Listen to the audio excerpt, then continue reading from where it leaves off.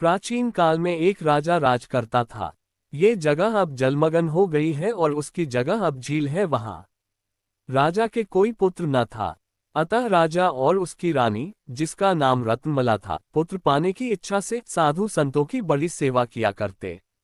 एक दिन उनके महल में एक जोगी आया। उन्होंने इस जोगी की बड़ी आव भगत की और अपनी मनोकामना उसके सामने प्रकट की। जोगी ने उत्तर दिया, राजन आपको पुत्र प्राप्त होगा, मगर एक शर्त पर। राजा रानी एक साथ बोले, कहिए वह कौन सी शर्त है, हम भी तो सुने। यह उत्तर पाकर जोगी बोला, शर्त कठिन है, संभवतः आप स्वीकार न करें। शर्त यह है कि यदि मेरी कोशिश से आपके पुत्र जन्मेगा तो वह केवल 11 वर्ष तक आपका होगा और उसके बाद आपको उसे मुझे सौंपना होगा। कहिए क्या आपको ये शर्त स्वीकार है।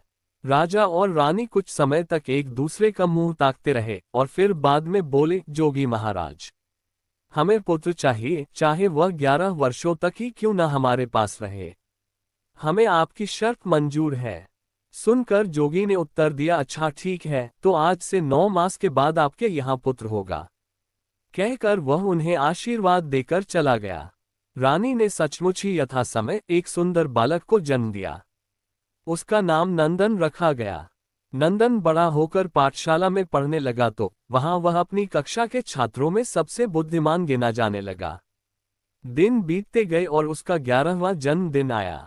उस दिन वही जोगी न मालूम कहां से फिर आ पहुंचा और राजा रानी से बोला, अब आप अपनी शर्त पूरी कीजिए और नंदन को मेरे हवाले कीजिए। भारी मन से राजा रानी ने नंदन को पाठशाला से बुलवाया और जोगी से कहा, जोगी महाराज, ये है आपकी अमानत। उसे देखते ही जोगी गंभीर होकर बोला, तो फिर देर क्या है, मैं भूखा हूं, इसका वध करके इसके मांस को पकाए और मुझे खिलाए। जल्दी कीजिए, मुझे भूख सता रही है। राजा रानी ने रो रो कर जोगी को इस घृणित और क्रूर कार्य से रोकने का प्रयत्न किया, पर वह एक न माना और क्रोधित होकर बोला, इसके सिवा मुझे और कुछ स्वीकार नहीं। हाँ, एक और बात, इसका वध तुम दोनों के हाथों ही होना भी जरूरी है। अगर आपने ऐसा नहीं किया तो मैं तुम्हें, तुम्हारे राज्य सहित सभी को अपने शाप से जलाकर भस्म कर दूंगा।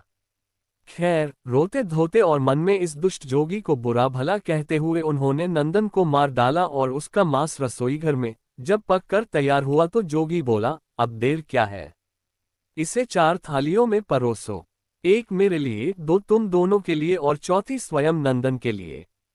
नंदन की थाली का नाम सुनकर वहां उपस्थित लोग क्रोध से लाल पीले और हैरान हो उठे, पर जोगी की क्रोध के डर से उसके आज्ञा का पालन करके 4 थाल परोसे गए।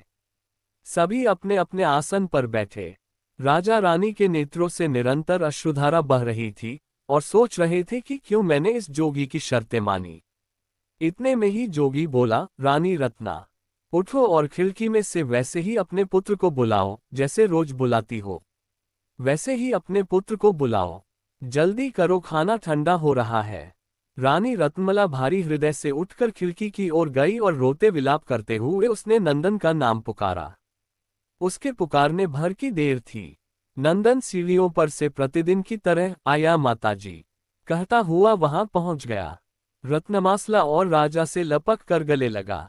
पर यह क्या, जब उन्होंने थालियों और जोगी की ओर देखा तो वहां न तो जोगी था और न वे परोसे गए थाल ही। जोगी की हर जगह तलाश की गई पर वह कहीं न मिला।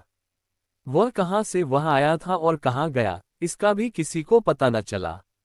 राजा रानी नंदन को पुनः पाकर अत्यंत हर्षित हुए।